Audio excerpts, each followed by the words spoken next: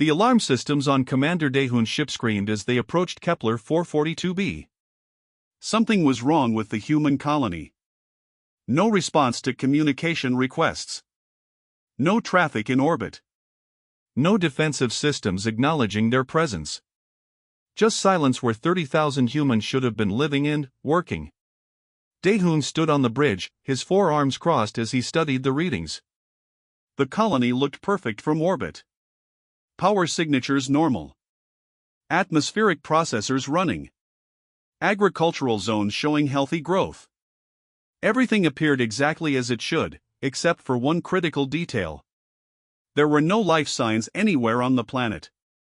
"Take us down to the main settlement," he ordered his crew. The Vrection commander had served in the border patrol for 20 years. He had seen abandoned colonies before, usually after disease or attack. But those places always showed signs of what happened. Damaged buildings. Emergency broadcasts. Something. This was different. The landing pad was clean and well-maintained. Their ship touched down next to 3 human cargo vessels that sat silent and dark. Daehoon led his team through the colony's main street, their weapons ready. The silence felt heavy, unnatural. Shops stood open, merchandise still on shelves. A cafe had cups of something that might have been coffee sitting on tables, now covered in a layer of dust. Jaiwan, the team's xenoarchaeologist, stopped in front of a children's playground. Toys lay scattered in the sand. A swing moved slightly in the wind, creaking with each motion. She knelt down and picked up a small stuffed animal, its fabric worn from countless hugs. "Commander," she said quietly, "these people didn't evacuate. They just vanished." The team split up to search different sectors. Everywhere they looked, the story was the same. Homes with personal belongings untouched. Schools with lessons still written on boards. A hospital with beds made and ready for patients who never came. The agricultural drones continued their programmed routines, tending to crops that had grown wild without human supervision for what must have been months. In the colony's administrative center, Daehoon found something that made his blood run cold. Every computer terminal displayed the same message. A countdown timer that had reached 0 exactly 3 cycles ago. Below it, in multiple languages, were simple words: "We must go now. Forgive us. We tried to warn you." Warn us about what? Daehoon muttered to himself. He tried accessing the colony's main database, but most files had been wiped clean. Only basic operational systems remained, the automated processes that kept the settlement running. Everything personal, everything that might explain what happened, was gone. Jaiwan called him to the colony's communication center. She had found something. The last outgoing message from the colony had been sent to Earth, humanity's homeworld. The transmission was heavily encrypted, but the timestamp matched the countdown. Whatever happened here had been coordinated with the rest of humanity. "They planned this," Jaiwan said, her voice filled with disbelief. "They didn't flee in panic. They organized a complete withdrawal and covered their tracks." Daehoon immediately sent a message to Galactic Council headquarters, requesting information about other human colonies. The response took hours to arrive, but, when it did, the news was shocking.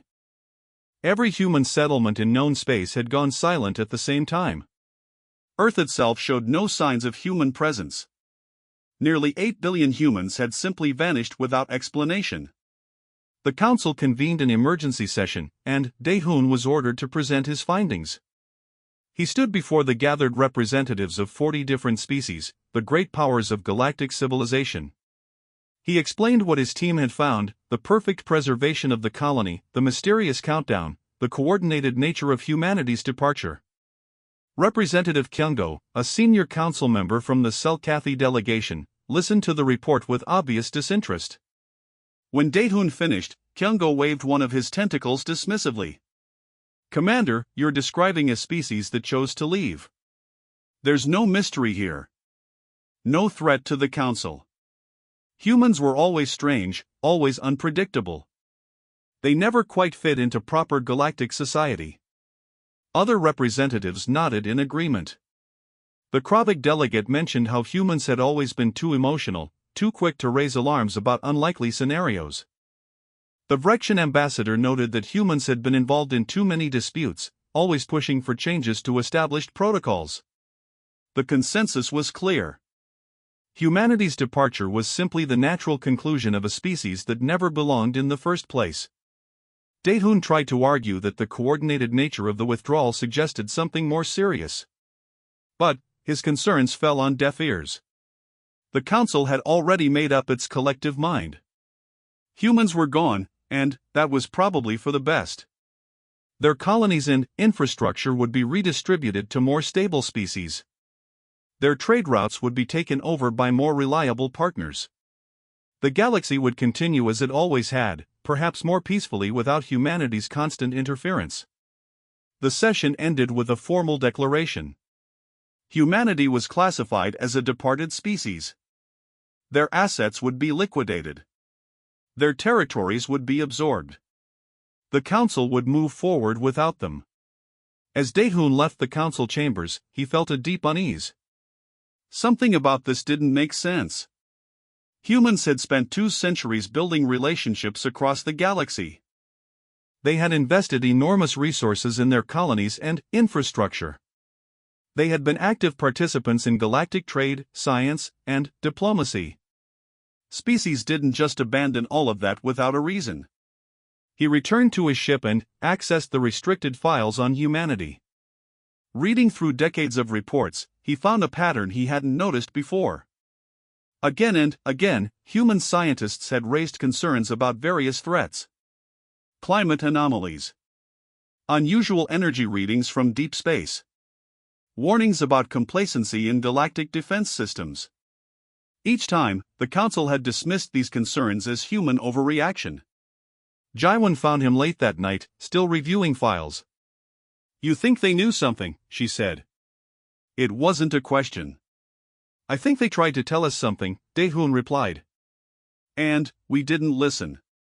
The xenoarchaeologist sat down beside him. "What do we do now?" Dehun looked at the star maps, showing the empty spaces where human colonies once thrived. "We watch," he said quietly. "We watch and we wait. Because if humanity abandoned everything they built, they had a reason. And, sooner or later, we're going to find out what that reason was." Outside the viewport, the stars shone bright and indifferent. Somewhere out there, humanity had gone to ground, leaving behind only questions and empty cities. The Galactic Council considered the matter closed. But Dehun knew better. This wasn't an ending. It was a warning that no one had bothered to read. Captain Minjae watched in horror as his third cargo vessel exploded in the nebula of storms. The ship had been following the same route that human traders used for decades, a path through the dangerous gas clouds that cut travel time by weeks. Now debris scattered across his sensors, and 6 crew members were gone. "Pull back to safe distance," he ordered, his voice tight with anger and fear. The Vrexian merchant had been trading these routes for 10 years. He had watched human pilots navigate through the nebula dozens of times, threading between energy pockets and gravitational eddies with practiced ease. It had always looked simple when they did it. But now, with humans gone for 6 cycles, Minjae realized how little he actually understood about their navigation methods. The standard charts showed the nebula as a red zone, impassable without specialized equipment. Yet human crews had crossed it regularly with nothing more than basic sensors and what they called intuition. His remaining ships limped back to the nearest station. The economic impact was immediate. The nebula route had carried 40% of the trade between the core worlds and the frontier. Without it, shipping times doubled and costs skyrocketed. Minji's company went bankrupt within weeks. He was not alone. Across the galaxy, trade networks that had relied on human-maintained routes began to collapse.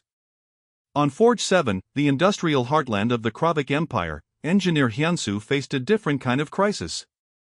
The massive manufacturing complex had been designed and built by human contractors 30 years ago. It produced everything from computer components to ship parts, running with minimal supervision thanks to its advanced automated systems. Then, the systems started failing. At first, the problems were small. A production line would pause unexpectedly. A quality control checkpoint would miss obvious defects. Hyunsu and his team treated each issue as a simple glitch, applying standard fixes. But the problems multiplied.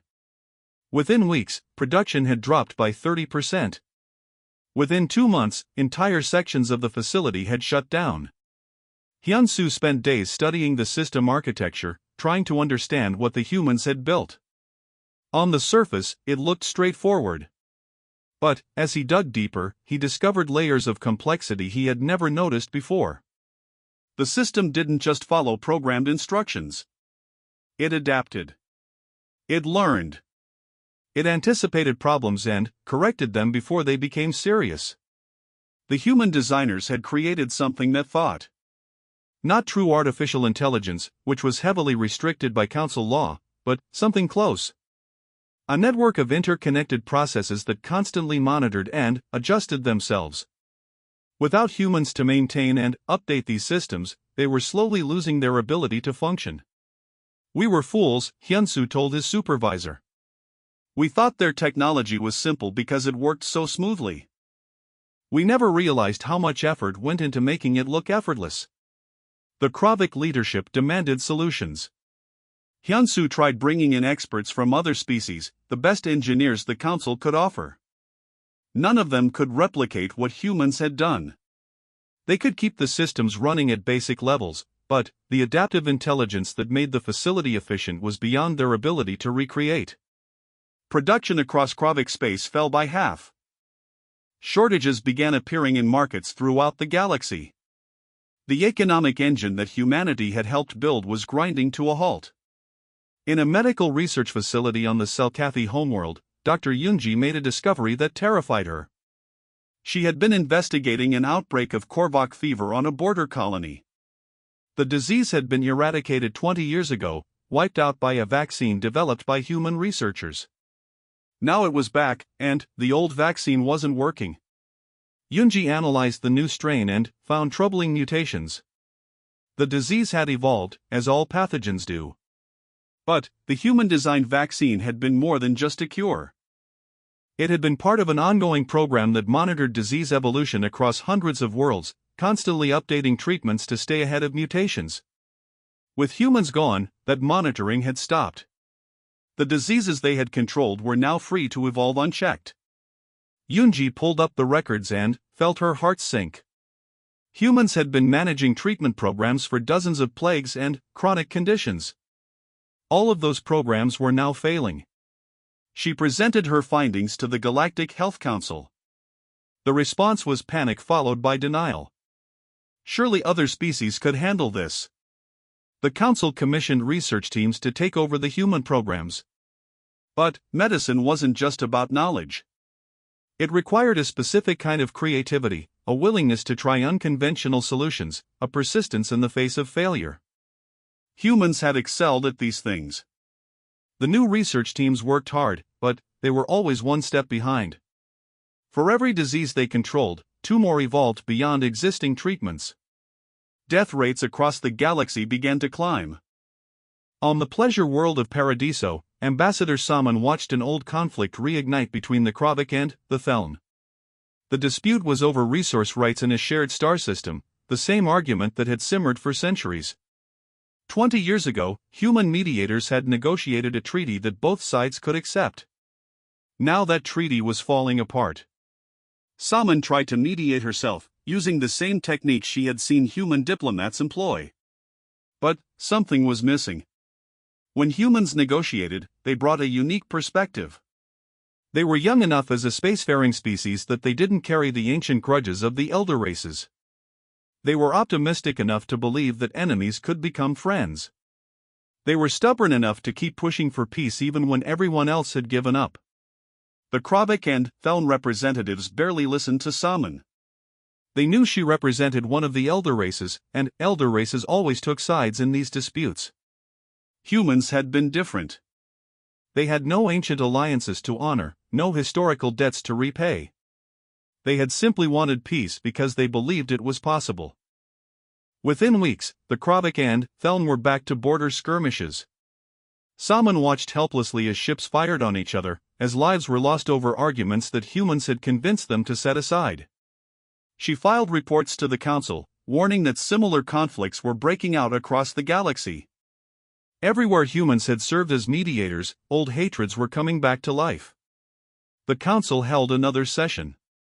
Financial analyst Una presented the economic data, and the numbers were devastating. Galactic GDP had contracted by 15% in just 6 cycles.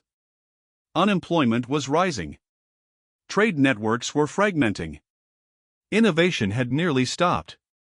How much of our economy was dependent on humans? One representative asked. Una displayed her analysis. Direct human economic activity was approximately 12%. But their indirect impact was much larger. They drove innovation, explored risky markets, developed new technologies. Other species built on their foundations.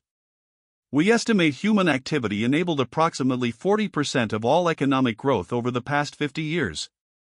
The chamber fell silent. 40%. Nearly half of everything the galaxy had achieved in the past generation could be traced back to human innovation and risk-taking. Representative Kyungo stood up, still defiant. We simply need time to adjust. Other species will fill the gaps humans left. We are the elder races.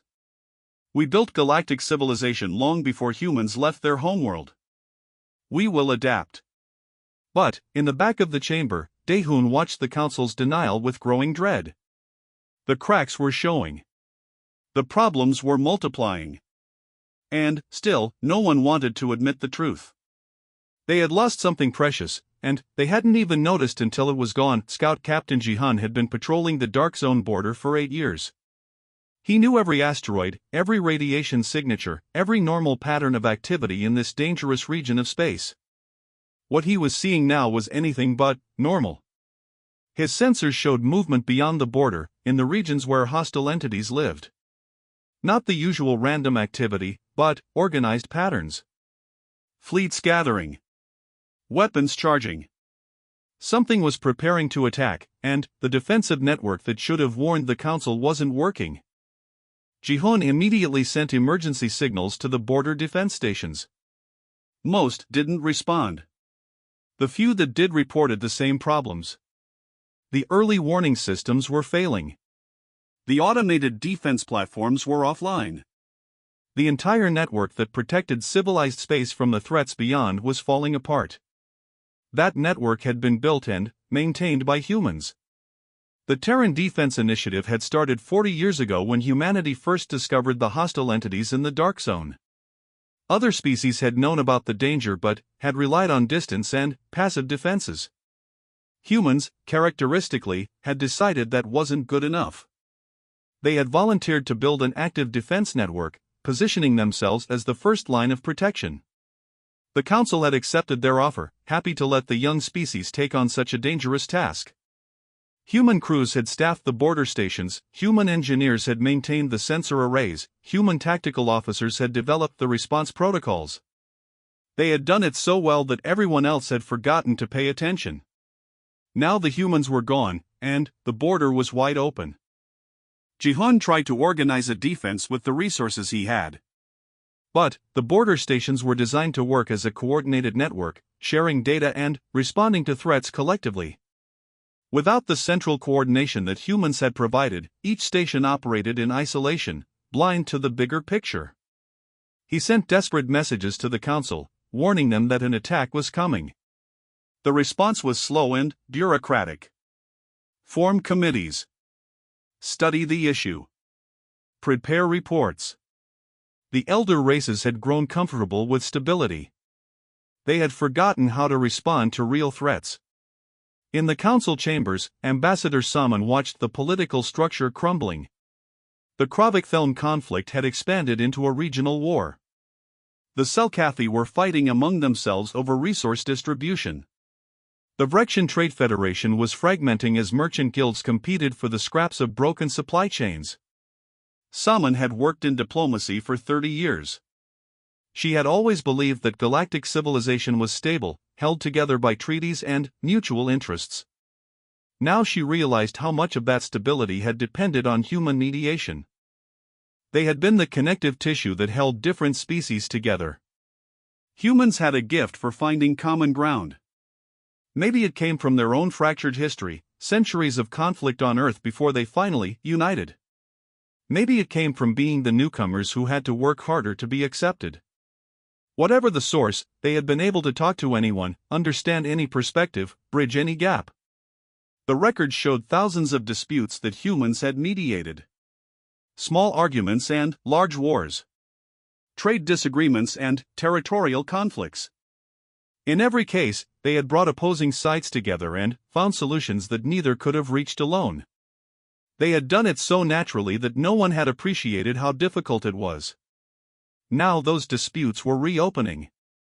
Ancient enemies remembered why they hated each other. Old alliances dissolved. The careful balance that had maintained peace was tipping into chaos. Some tried to use human techniques, employing their strategies and approaches. But she lacked their optimism, their genuine belief that peace was always possible. When she said the words humans had used, they sounded hollow. The combatants could tell she didn't really believe in what she was saying. Economic analyst Una spent her days tracking the collapse. The numbers got worse every week. The galactic economy wasn't just contracting. It was fragmenting. Each species was pulling back, focusing on survival rather than cooperation. Trade between species had fallen by 60%. Joint ventures were being abandoned. The integrated economic system that had taken centuries to build was coming apart. She traced the pattern back through decades of data and found the same story everywhere. Humans had been the risk-takers, the innovators, the entrepreneurs who tried new things while the conservative elder races stuck to proven methods. When a human venture succeeded, other species copied it and made it stable. When it failed, humans tried something else. The cycle had driven continuous growth and innovation. Without humans, that engine had stopped. The elder races were discovering that they didn't know how to take risks anymore. They had delegated that function to humanity for so long that they had lost the ability themselves. Una presented her findings to the Council's Economic Committee. "We're not just facing a recession," she explained. "We're facing systemic failure. Our entire economic model was built on human innovation. Without them, we're stuck in place, and being stuck in a changing universe means falling behind." The committee members listened but offered no solutions. What could they do? They couldn't force innovation. They couldn't manufacture creativity. They had relied on humans for those things, and humans were gone. Investigator Dongwu worked in the Council's historical archives, a job that most people found boring. But Dongwu loved old records, the forgotten details of how decisions were made. Lately, he had been researching humanity's final years in the Council, trying to understand why they had left. What he found shocked him. The records showed a pattern of warnings. Human scientists raising concerns about long-term threats. Human strategists pointing out weaknesses in galactic defenses. Human economists warning about dangerous economic dependencies.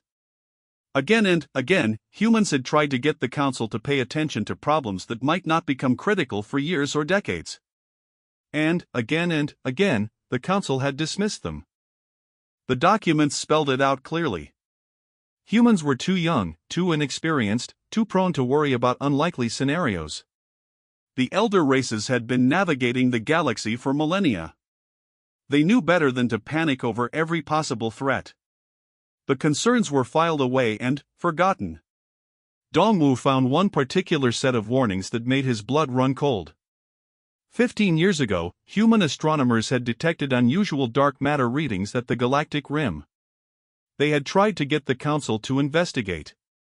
The Council's own scientists had reviewed the data and declared it insignificant. 10 years ago, humans had presented updated readings showing the anomaly was growing and moving toward populated space. They had proposed a joint research project to understand the phenomenon. The Council had rejected the proposal as unnecessary expense. 5 years ago, humans had warned that the dark matter anomaly could reach Council space within 20 to 30 years and might pose an existential threat. They had begged for resources to study it and develop countermeasures. The Council had accused them of fearmongering. 3 years ago, just before they disappeared, humans had made their final presentation. The anomaly was accelerating. Their best models suggested it would arrive in approximately 25 years. They needed to start preparing now. The Council had voted to table the discussion indefinitely. Dongwu pulled up recent astronomical data and felt his hands shake. The dark matter anomaly was still there, still approaching. And humanity's timeline had been correct. It would reach the outer territories in about 20 years. He tried to present his findings to the Council, but they were too busy dealing with immediate crises. Wars to stop. Economies to save. Diseases to fight. They had no time for theoretical threats decades away. Dongwu found Daehun and showed him the evidence. The commander studied the documents in silence, his expression growing darker with each page. They knew, Daehun said finally. They knew all of this was coming, and they tried to warn us. And we wouldn't listen, Dongwu replied. We thought we were wiser than them. We thought they were overreacting. The two of them stood in the archives, surrounded by the records of humanity's futile attempts to save a galaxy that wouldn't save itself. Outside, that galaxy was tearing itself apart, facing crises that humans had predicted and tried to prevent. Somewhere out there, humanity was safe, having abandoned a civilization too proud to accept help from its youngest members. And the terrible truth was becoming clear. They hadn't left because they were weak. They had left because they were smart enough to know when a situation couldn't be saved. Captain Seo Jun stood on the bridge of the exploration vessel Pathfinder, looking at the blue and green world ahead. Earth. Humanity's birthplace. The world that had given the galaxy its most frustrating and most valuable species. He had fought hard to lead this expedition, arguing that finding humanity might be the key to saving galactic civilization. The Council had finally agreed 18 cycles after humanity's disappearance. The galaxy was falling apart, and even the most stubborn Council members were starting to admit they needed help. Seojin's mission was simple. Find humans. Convince them to come back. Save everyone. He knew it wouldn't be that easy. His crew was carefully chosen. Engineer Hyojin, who had spent years studying human technology. Linguist Minji, an expert in human languages and culture. Tactical Officer Taeyang, who had trained with human military instructors. Each of them represented the few Council members who had actually respected humanity instead of dismissing them. The ship descended through Earth's atmosphere. The planet looked beautiful from space, oceans sparkling, clouds drifting across continents. As they got closer, Seo Jun could see cities. Intact cities, with buildings standing tall and roads stretching between them. But no lights. No traffic. No signs of life. They landed in what had been Seoul, one of Earth's major metropolitan areas. The city was pristine. Buildings maintained, streets clean, parks green and well-tended. Automated systems hummed quietly, keeping everything in perfect condition. But there were no humans anywhere. Minji led them through the streets, heading for what the records indicated was a major cultural center. She had studied human history and knew that humans liked to preserve important information in symbolic locations. If they had left a message, it would be somewhere meaningful. They found it in the ruins of an ancient palace, a structure that had stood for centuries before humans even reached space. In a courtyard where kings once walked, a massive archive facility had been built. The doors opened automatically as they approached, recognizing any life form as a potential visitor. Inside, holographic projectors filled a huge chamber. Thousands of them, maybe millions, each one containing a recorded message from a human. Men and women, old and young, people from every part of Earth and every colony they had built. All of them waiting to explain why humanity had left. Seo Jun activated the central console, and a human woman appeared before them. She introduced herself as Dr. Chaiwan, a physicist who had spent 30 years studying the dark matter anomaly. Her message was clear and damning. We discovered the anomaly 40 years ago, she explained, her hologram gesturing to show complex data visualizations. It's not natural. It's the remnant of an ancient catastrophe, a tear in the fabric of space itself. It's moving toward the galactic core, and, when it arrives, it will make most of the galaxy uninhabitable. Chaiwan described humanity's efforts to understand the threat. The research teams they had formed. The technology they had developed. The solutions they had found. We discovered a way to survive, she said. A shield technology that can protect against the dark matter radiation. But, it requires cooperation. Every species working together, sharing resources, trusting each other. Her expression grew sad. We tried to share this with the Council. We presented our findings. We showed them the evidence. We begged them to take it seriously. And, they rejected us. Every time. They said we were too young to understand galactic-scale phenomena. They said we were being dramatic. They said we should trust the wisdom of the elder races. The hologram showed council session after council session, human representatives pleading their case, council members dismissing them with casual arrogance. Seo Jun felt shame burning in his chest as he watched his predecessors treat humanity's warnings as nuisance interruptions. So we made a choice, Chaiwan continued. We couldn't force you to save yourselves. We couldn't make you listen. But, we could save our own species. We found evidence of an ancient refuge beyond the galactic rim, a place the anomaly won't reach. We chose to go there, to build a new home, to survive what's coming. Other holograms activated, showing different humans explaining different aspects of the decision. A military officer named Admiral Sungo described how humanity had evacuated in secret, not wanting to cause panic. An economist explained how they had left their infrastructure intact, hoping it might help the council even after they were gone. A teacher talked about the children, how hard it had been to leave behind the only galaxy they had ever known. Each message carried the same mix of sorrow and frustration. Humans had loved the galaxy. They had wanted to be part of it. But, they wouldn't stay and watch everyone die because of pride and stubbornness. Minji found a section of the archive dedicated to personal messages. Millions of humans explaining their choice to friends and colleagues among other species. She played one at random, a young woman talking to someone named Hyunsu. I know you think we're overreacting, the woman said. I know you believe the council knows best. But, please, just look at the data we've left behind. Study it yourself. Don't trust us, don't trust the council, trust the math. It doesn't lie.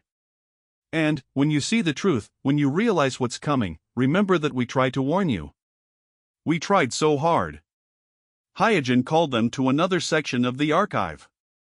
She had found complete technical specifications for the shield technology humanity had developed. Blueprints, formulas, test results, everything needed to build the defenses that could protect against the dark matter anomaly. The humans had left it all behind, a gift to the species that had rejected them. They left us the solution, Hyojin said, her voice filled with awe and grief. Even after everything, they left us the tools to save ourselves. Taeyang discovered military files, analyses of the threats from the Dark Zone. Humans had been studying those entities for decades, developing strategies to counter them. All of that research was here too, waiting for anyone who cared to look. Seo Jun wandered through the archive, listening to message after message. He heard doctors explaining the medical programs they had maintained. Engineers describing the systems they had built. Diplomats talking about the relationships they had tried to nurture. Every message was a piece of the puzzle, showing how deeply integrated humanity had been in every aspect of galactic civilization. And, every message carried an underlying current of betrayal. Not anger, not hatred, but deep disappointment that the galaxy they had tried to help wouldn't help itself. In the center of the archive, Seo Jun found the final message. It was marked for the survivors, addressed to whoever remained to find these records. Admiral Sungo appeared, older now than in his earlier recording, his face weathered by responsibility. If you're seeing this, then, some of you survived, Sungo said. And, if you survived, then, you've learned. You've learned that youth doesn't mean ignorance. You've learned that warnings from unexpected sources deserve attention. You've learned that wisdom isn't the same as age. The Admiral paused, his expression softening. We don't hate you. We're disappointed, yes. We're sad that it had to come to this. But, we understand. Pride is a powerful force, and the elder races have a lot to be proud of. You built galactic civilization. You created wonders. You just forgot that even wonders need maintenance, need fresh perspectives, need people willing to point out problems. Sungdo gave coordinates, a location beyond the galactic rim where humanity had gone. You can find us here if you want. But, understand, we won't come back just because you ask. We won't return to a galaxy that refuses to listen. If you want our help, if you want to rebuild what's been broken, you need to prove that things have changed. Show us that you've learned humility. Show us that you can work together. Show us that you value all voices, not just the oldest ones. The message ended with a simple statement. We hope you make it. We hope you build something better from the ashes. We hope that when the next young species joins the galactic community, you treat them better than you treated us. Good luck. You're going to need it. The archive fell silent. Seo Jun and his crew stood surrounded by the voices of billions of departed humans, each one a reminder of what had been lost. Not just a species, but a perspective. A way of thinking that the galaxy desperately needed and had carelessly thrown away. Hyojin pulled up the current astronomical data and compared it to humanity's predictions. They were right about everything, she said quietly. The timeline, the impact, all of it. We have maybe 20 years before the anomaly hits the outer territories. Can we build the shields in time? Seo Jun asked. Hyojin studied the human blueprints. Maybe. If every species cooperates. If we pool all our resources. If we actually work together instead of fighting over scraps. She looked at him. Can we do that? Seo Jun thought about the galaxy they had left behind. The wars, the economic collapse, the political fragmentation. The elder races were good at many things, but cooperation had never been their strength. They had relied on humans to bridge their differences, and humans were gone. We have to try, he said finally. Because the alternative is extinction. They copied everything in the archive, every message, every technical document, every piece of research humanity had left behind. The knowledge to save themselves was here. The question was whether they could overcome their pride long enough to use it. The dark matter anomaly arrived exactly when humanity had predicted it would, 24 cycles after their departure. It came like a wave of invisible fire, washing over the outer rim territories with devastating force. Entire star systems went dark as the anomaly passed through them, their suns flickering and dying, their planets rendered lifeless in moments. Chairwoman June stood in the emergency command center, watching the disaster unfold on 1,000 screens. She had been elected to lead the council 2 years ago, part of a reform movement that came too late. The younger representatives had finally gained power, but only because the old guard had discredited themselves through incompetence and denial. Now she led a galaxy in its death throes. The outer territories were gone. Billions dead. The refugees who had managed to evacuate were flooding toward the core worlds, straining resources that were already depleted by years of economic collapse. The border with the Dark Zone had fallen completely, and the hostile entities were pushing into what had been civilized space, taking advantage of the chaos. But some worlds still stood. Engineer Hyojin had spent 6 years working non-stop since returning from Earth. She had taken humanity's shield technology and modified it, adapting it to work with the resources the Council actually had available. It wasn't perfect. The shields could only protect the core worlds, and even there, coverage was incomplete. But it was something. She watched from the engineering command center as the shields activated around the Vrexian homeworld. The dark matter wave hit, and, for a terrible moment, the shields flickered and dimmed. Then, they held. The planet survived. millions of lives saved by technology that humanity had developed and left behind as a gift. But the cost was staggering. A third of galactic civilization was gone. Hundreds of species extinct or reduced to scattered survivors. Entire cultures erased. The great powers of the galaxy had been humbled, their arrogance finally meeting a threat they couldn't ignore or dismiss. In the weeks after the initial wave, June called an assembly of the surviving council members. They met in a temporary facility on the Selkathi homeworld, one of the protected core worlds.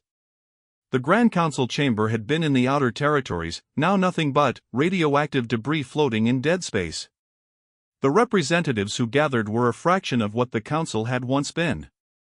Missing were the Kravik delegation, their homeworld lost in the first wave. Gone were the Theln, the Vorath, the Kess.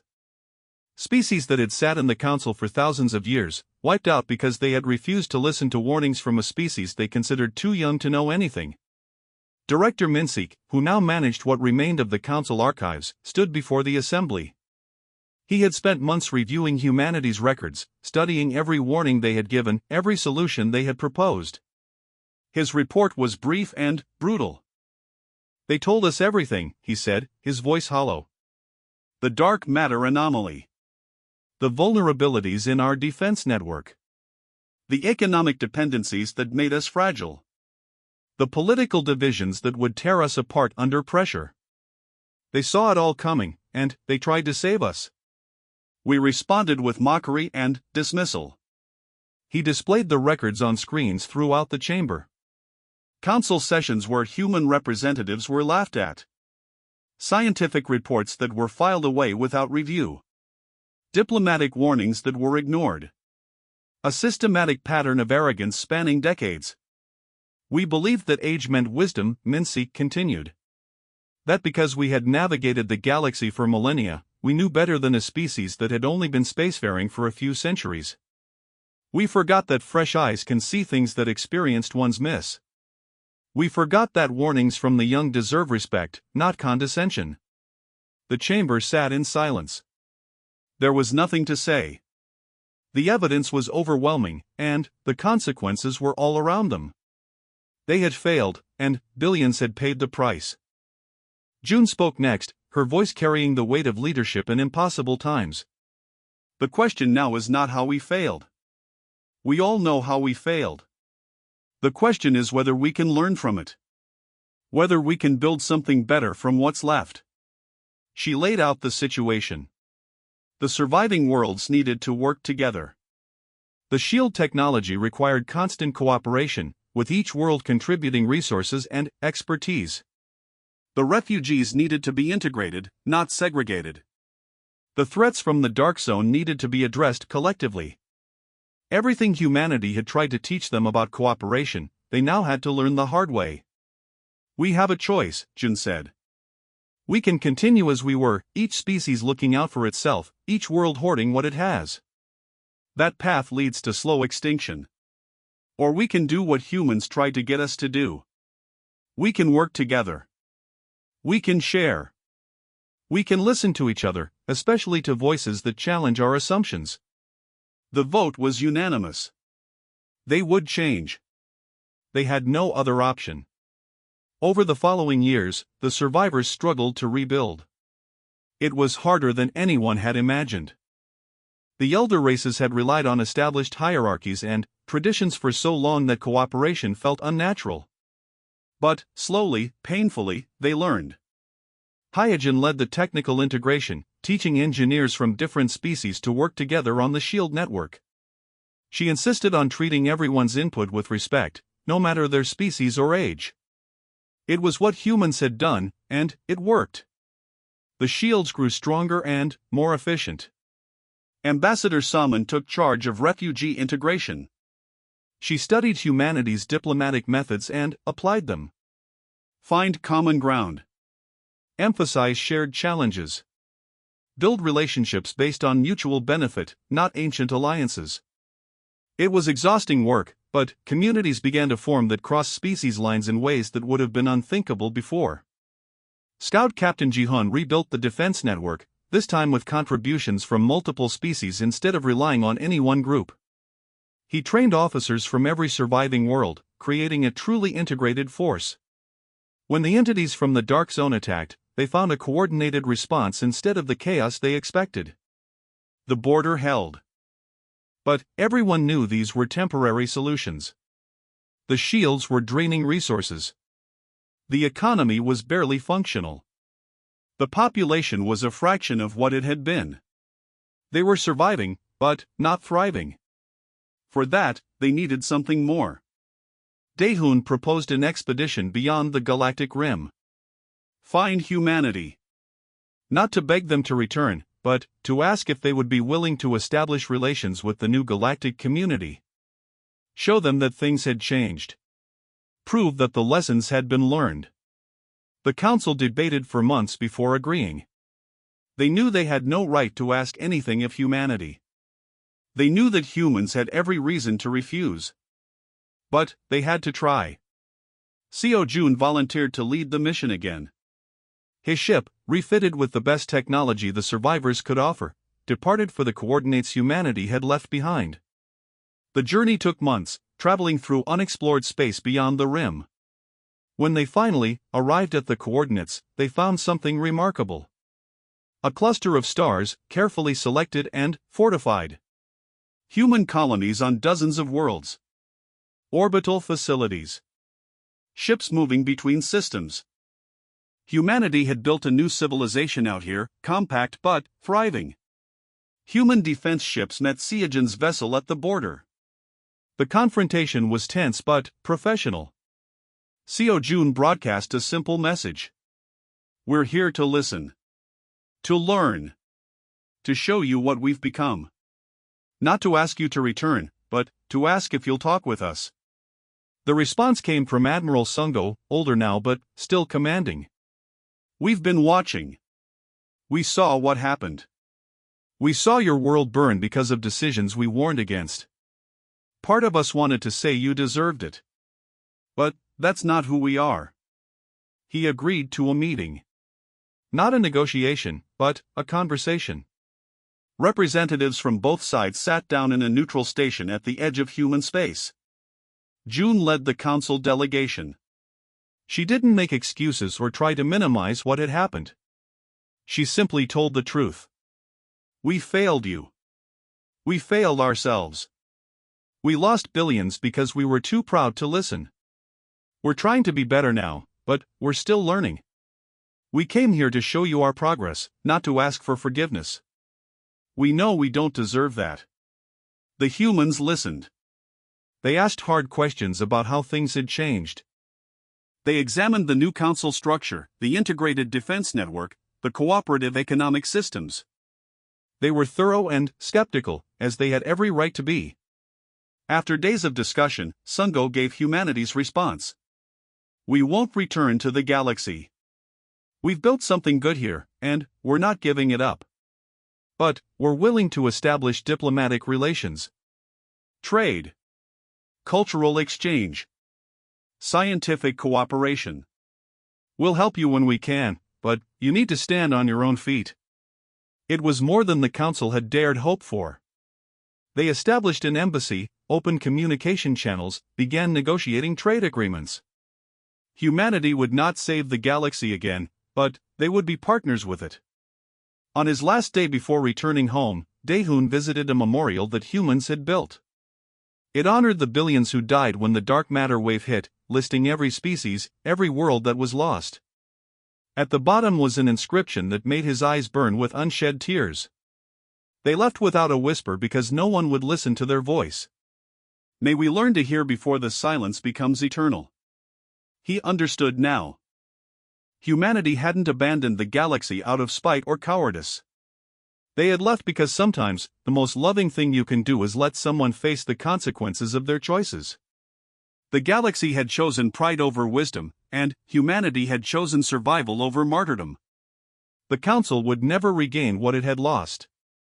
The galaxy would never be what it was. But, in the ruins of their arrogance, the survivors were building something new. Something humble. Something that valued all voices, not just the oldest ones. And, somewhere beyond the rim, humanity watched and waited. Ready to help if asked. Ready to stand back if not. No longer the eager children trying to prove themselves, but mature partners who knew their worth and wouldn't settle for being dismissed again. The galaxy had finally learned its lesson. Some knowledge can only be gained through loss. Some wisdom only comes through pain. And some warnings should be heeded before it's too late to matter. The survivors would carry that knowledge forward, building a new civilization on the ashes of the old. And maybe, just maybe, when the next young species joined the galactic community, they would be welcomed instead of dismissed. Their warnings would be heard instead of ignored. It was a small hope in a diminished galaxy. But hope was all they had left, and they would hold on to it fiercely. Because humanity had taught them one final lesson: even in the darkest times, even after the worst failures, there's always a chance to do better. If you're willing to listen.